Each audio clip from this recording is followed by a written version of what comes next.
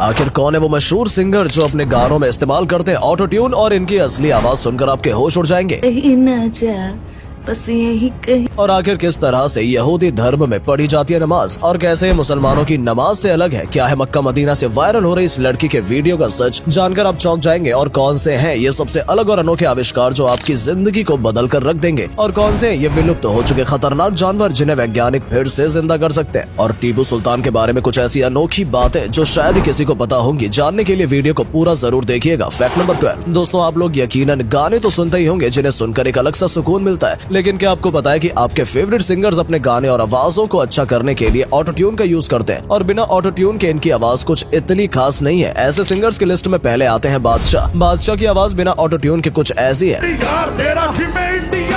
तो वहीं auto tune के बाद उनकी आवाज काफी बदल जाती है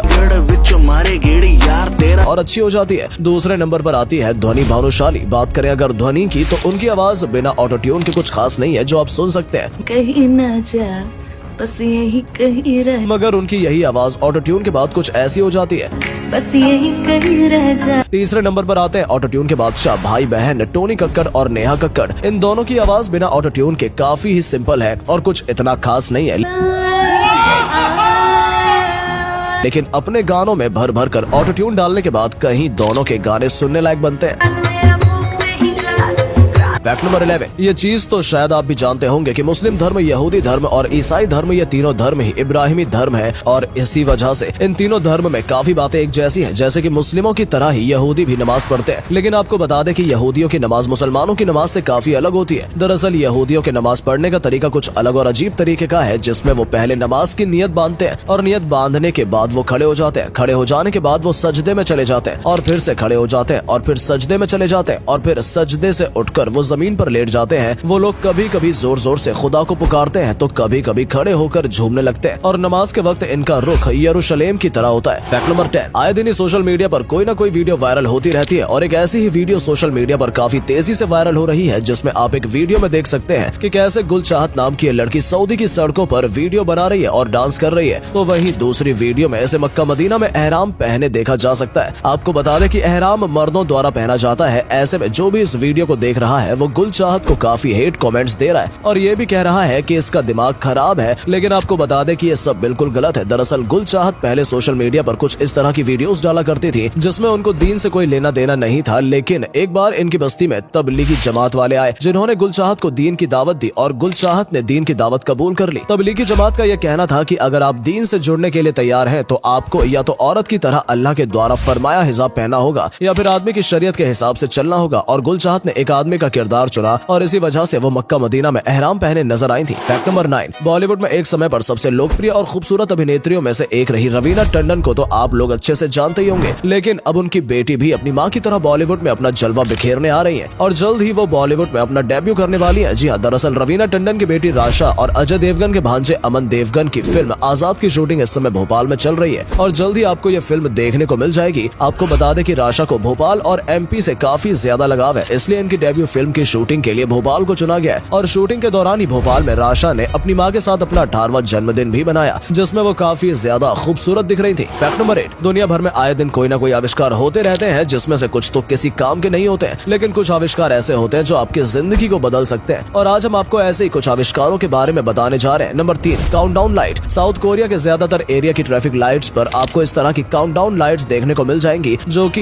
ये बताती रहती हैं कि ग्रीन सिग्नल होने में कितना टाइम बचा हुआ है। Number 2, scribble pen. ये पेन एक ऐसा खास पेन है जो किसी भी ऑब्जेक्ट के कलर को स्कैन करके ठीक उसी तरह का कलर बना सकता है। Number 1, flying umbrella. बारिश में ये फ्लाइंग अम्ब्रेला आपके काफी काम आ सकता है, जो अपनी ड्रोन टेक्नोलॉजी और अपने एडवांस सेंसर की मदद से हमेशा आपके ऊपर ही उड़ता रहता है। Fact number 7। अब हम आपको बताने जा रहे हैं कुछ ऐसे विलुप्त हो चुके जानवरों के बारे में जिन्हें वैज्ञानिक फिर से जिंदा करने के काफी करीब है। Number 3, the woolly मैमूथ। Woolly mammoth के बारे में ऐसा बताया जाता है कि ये पृथ्वी से 25,000 साल पहले ही विलुप्त हो गए थे, लेकिन हाल ही में मिले इनके काफी संरक्षित सुरक्षित अवशेषों के डीएनए को साइंटिस्ट अफ्रीकन हाथी के साथ मिलाकर इन्हें फिर से जिंदा करने की कोशिश कर रहे हैं। नंबर 2, सबेर टूथेड टाइगर। फिल्मों में दिखने वाले इस टाइगर को हो सकता है कि अब आप इन रियल लाइफ में भी देख पाएं, क्योंकि वैज्ञानिक इनके डीएनए को अफ्रीकी लायंस के साथ मिलाकर एक प्रयोग कर रहे हैं और ऐसा हो सकता है कि हमें फिर से ये विलुप्त प्रजाति देखने को मिले। Number 1, dodo bird. दरअसल जब साल 2007 में वैज्ञानिकों को डोडो चिड़िया का एक काफी ही अच्छे से संरक्षित सिर मिला था, तभी से ही वैज्ञानिक इसे फिर से जिंदा करने में लग गए थे। फैक्ट नंबर 6, ये तो आपको पता ही होगा कि पृथ्वी पर मौजूद हर जिंदा चीज का इस दुनिया को देखने का एक अलग नजरिया होता है, लेकिन क्या आपको ये पता है कि आखिर जानवर इस दुनिया को कैसे देखते हैं? Number 3, fly. मक्खियां इस दुनिया को कुछ इस तरह से देखती हैं और क्योंकि उनकी आंखों में हजारों लेंस मौजूद होते हैं, इस वजह से उनको सब कुछ ऐसा दिखता है। Number 2, birds. पंछी इस दुनिया को कुछ इस तरह से देखते हैं और क्योंकि पक्षी की आंखों में इंसानों से ज्यादा 3 की जगह 4 कोन रिसेप्टर्स होते हैं, इस वजह से उनको सब कुछ इस तरह दिखाई देता है। Number 1, snakes. सांपों को दुनिया कुछ इस तरह से दिखाई देती है और ये एक इंफ्रारेड कैमरा की तरह ही गर्मी को देख सकती है और इसी की मदद से ये अपने शिकार को खोज लेते हैं। फैक्ट नंबर 5, आपने कई बार खबरों में ये तो सुना ही होगा कि सुनामी कितनी खतरनाक होती है और वो हर तरफ तबाही मचा देती है, लेकिन क्या आपने कभी सोचा कि सुनामी के आने पर आप अपने आप को कैसे उससे बचा सकते हैं? सबसे पहले आपको सुनामी के आने से पहले के सिग्नल को पहचानना आना चाहिए, जो कि बहुत जरूरी है। और कई बार ऐसा देखा गया है कि सुनामी आने से पहले भूकंप आता है, तो अगर आप किसी बीच पर है और आपको भूकंप महसूस होता है और समुद्र का पानी पीछे की तरफ जाने लगता है, तो समझ जाइए कि सुनामी आपकी तरफ आ रही है। और ऐसा होने पर आपको पहले सबसे समुद्र के किनारे से जितना दूर हो सके जाना चाहिए और एक काफी ऊंची कंक्रीट की बिल्डिंग पर चढ़ना चाहिए, जिसकी मदद से आप सुनामी से काफी दूर रहेंगे। लेकिन अगर आप समय रहते बीच से नहीं निकल पाते हैं, तो ऐसे में आप बीच पर मौजूद किसी पेड़ को या किसी मजबूत चीज को पकड़ ले, जिसके चलते सुनामी का असर आप पर कम हो जाएगा। फैक्ट नंबर 4, अगर आप भी एक काफी अच्छा खासा पैसा कमाते हैं, तो आपको भी टैक्स भरने का अफसोस तो होता ही होगा, मगर टैक्स भरना काफी जरूरी भी है। लेकिन क्या आपको पता है कि आखिर अरबों कमाने वाले अरबपति अपना टैक्स कैसे बचाते हैं? देखिए, पहले तो आप ये जान लीजिए कि 2 तरह के टैक्स काफी मुख्य टैक्स होते हैं, जिसमें पहला होता है इनकम टैक्स और दूसरा होता है कैपिटल गेन्स टैक्स। अरबपति अपने आप को इनकम टैक्स से बचाने के लिए अपने आप को काफी ज्यादा कम सैलरी देते हैं, जैसे कि फेसबुक के संस्थापक मार्क जुकरबर्ग की 1 साल की सैलरी केवल $1 ही है, जिसके चलते उनका इनकम टैक्स बच जाता है। इन अरबपतियों का सारा पैसा कंपनी के स्टॉक में होता है और अगर ये स्टॉक को बेचकर कैश लेते हैं कोई घर या गाड़ी लेने के लिए, तो उस कैश पर इन्हें कैपिटल गेन्स टैक्स देना होता है और इस टैक्स को भी बचाने के लिए ये स्टॉक्स को बेचने के बजाय बैंक्स में गिरवी रखकर बहुत ही कम ब्याज में कर्ज ले लेते हैं। फैक्ट नंबर 3, दोस्तों, इस अमेरिकन लड़के के साथ आखिर ऐसा क्या हुआ कि ये नॉर्थ कोरिया में अपनी जान की भीख मांग रहा है? दरअसल ये लड़का है ओटो वॉम्बियर, जो कि एक अमेरिकन स्टूडेंट है। साल 2016 में अपने दोस्तों के साथ नॉर्थ कोरिया घूमने के लिए गया था, जहां एक रात ये अपने होटल की दीवार से एक पोस्टर को उठाते हुए सीसीटीवी में कैद हो गया। और जब ओटो और उसके दोस्त की ट्रिप पूरी हुई तो अमेरिका जाने के लिए नॉर्थ कोरिया के एयरपोर्ट पर पहुंचा और जैसे ही ये प्लेन में बैठने जा रहा था, उसी समय 2 उत्तर कोरियाई गार्ड ने ओटो को पकड़ लिया और उसे नॉर्थ कोरिया के कोर्ट में ले जाया गया, जहां ओटो से उसका जुर्म कबूल करवाकर उसको 15 साल की हार्ड लेबर की सजा सुना दी गई। लेकिन जब ये बात अमेरिका की सरकार को पता चली, तो उन्होंने उत्तर कोरिया की सरकार से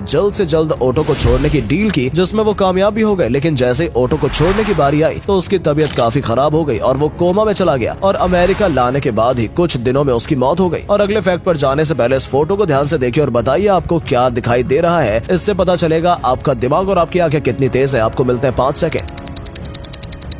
फैक्ट नंबर 2, माचिस का इस्तेमाल आपने कभी न कभी किया ही होगा, लेकिन क्या आपको पता है कि आज के समय में इतनी महत्वपूर्ण चीज का आविष्कार गलती से हुआ था? जी हाँ, दरअसल ये बात है साल 1826 की, जब एक ब्रिटिश फार्मासिस्ट जॉन वॉकर एक आम दिन की तरह ही कुछ दवाइयों को बनाने के लिए कई सारे केमिकल्स को एक स्टिक से मिला रहे थे। लेकिन उस दिन जॉन ने उस स्टिक को बिना साफ करे वैसे ही छोड़ दिया और जब बाद में आकर देखा तो वो केमिकल उस स्टिक में चिपक कर काफी कठोर हो गया था। और जब जॉन ने उस केमिकल को निकालने के लिए स्टिक को काफी जोर से रगड़ा, तो अचानक उस स्टिक में आग लग गई और जॉन काफी हैरान हो गए। लेकिन जॉन ने सोचा कि आखिर कैसे ये केमिकल आग जलाने में लोगों की मदद कर सकता है, और फिर क्या था, जॉन इस चीज को माचिस के रूप में बनाकर बाजार में बेचने लगे। फैक्ट नंबर 1, टीपू सुल्तान के बारे में तो आप जानते ही होंगे, और टीपू सुल्तान ही वो योद्धा थे जिसने अंग्रेजों के छक्के छुड़ा दिए थे। टीपू सुल्तान का जन्म 20 नवंबर 1750 में हुआ था और टीपू सुल्तान एक ऐसे योद्धा थे जिनकी वजह से अंग्रेजों का भारत पर कब्जा कर पाना काफी मुश्किल हो गया था। आपको बता दें कि टीपू सुल्तान की बहादुरी के चर्चे भारत ही नहीं बल्कि यूरोपियन देशों में भी होते थे, लेकिन अपने ही देश के कुछ गद्दारों की वजह से टीपू सुल्तान अंग्रेजों से जंग हार गए और फिर 4 मई 1799 को टीपू सुल्तान अपने वतन के लिए कुर्बान हो गए। टीपू सुल्तान ने अपनी मौत से पहले एक बात कही थी जो आज भी इतिहास के पन्नों में लिखी हुई है कि गीदड़ को 100 साल की जिंदगी से शेर की 1 दिन की जिंदगी बेहतर है, और यकीनन टीपू सुल्तान भी किसी शेर से कम नहीं थे। उम्मीद है आपको आज की वीडियो पसंद आई होगी। अगर हाँ, तो इस वीडियो को लाइक करें और अपना पसंदीदा फैक्ट कमेंट करें और वीडियो को शेयर करें। आपका एक शेयर हमें मोटिवेट करता है ऐसी और वीडियोस बनाने के लिए। धन्यवाद।